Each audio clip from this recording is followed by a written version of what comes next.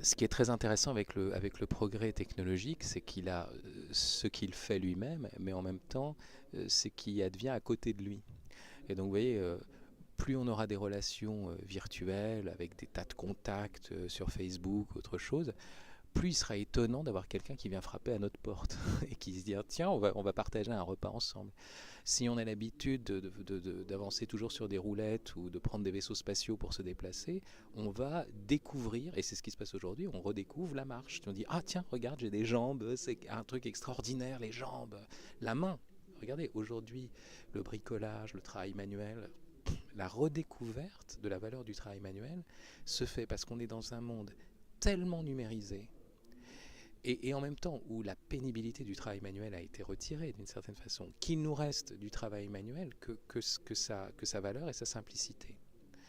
Et je pense qu'il y a cet envers de la technologie qui fait que non seulement on va être saturé de numérique et de virtualité, et déjà les jeunes d'aujourd'hui en ont marre, et cherchent une forme de retour à la nature, alors souvent romantique, fantasmatique, mais quand même, il y a ce phénomène des néo-paysans, du retour à l'artisanat, cette fascination vraiment pour le retour à une activité qui n'est pas simplement d'être plié, courbé sur un écran d'ordinateur derrière un bureau, mais de retrouver l'activité humaine comme une activité qui implique le corps.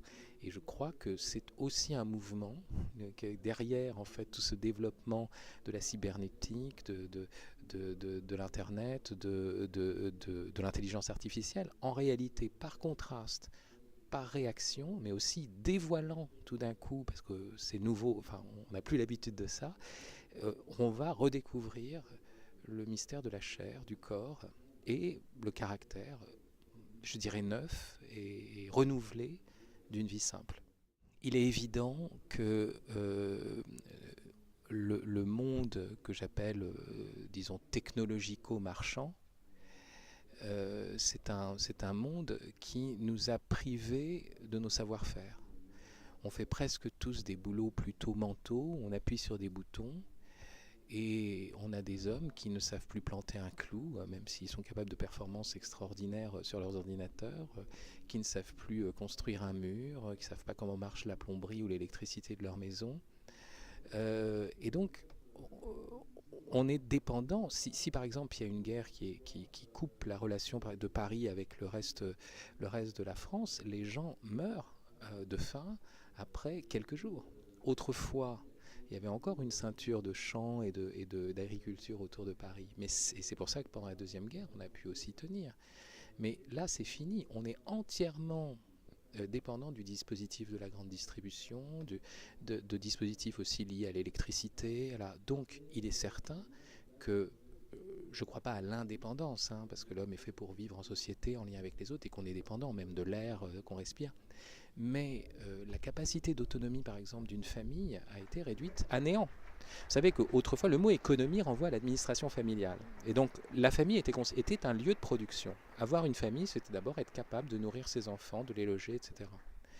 Et puis, c'est ça qui a disparu. C'est-à-dire que désormais, la famille n'est plus qu'un lieu de consommation. Et on ne produit plus rien. Si les familles explosent, c'est pas au nom de questions morales, on n'est pas meilleur ou moins bien que les générations précédentes, mais c'est que le système de l'exploitation, je dirais, salariale, fait qu'on va gagner de l'argent chacun de son côté.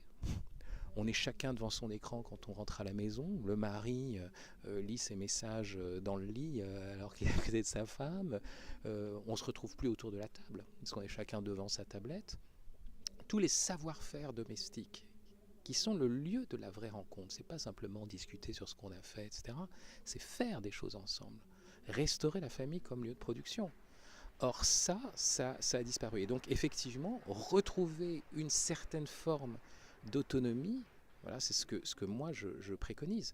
Je suis très proche d'un mouvement qu'on appelle le distributisme, ce qui est un mouvement anglais économique, c'est-à-dire faire en sorte de donner aux familles, pas simplement de répartir les richesses ou le pouvoir d'achat, mais des moyens de production. Retrouver aussi la capacité de faire avec ses mains certaines choses. L'idée, c'est pas d'arriver à l'autonomie alimentaire, etc., mais déjà que chacun puisse avoir un petit potager pour savoir comment ça marche, cette merveille de voir une courgette sortir derrière la fleur de courgette qui se...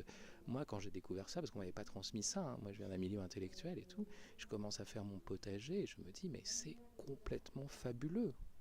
Et après, j'ai un rapport à la nourriture où je ne consomme pas la nourriture comme dans la grande distribution où hop, j'achète, ça ne coûte rien, je sais qu'est-ce qu'il faut pour faire une courgette. Et c'est aussi le réalisme du rapport au monde qui est en jeu.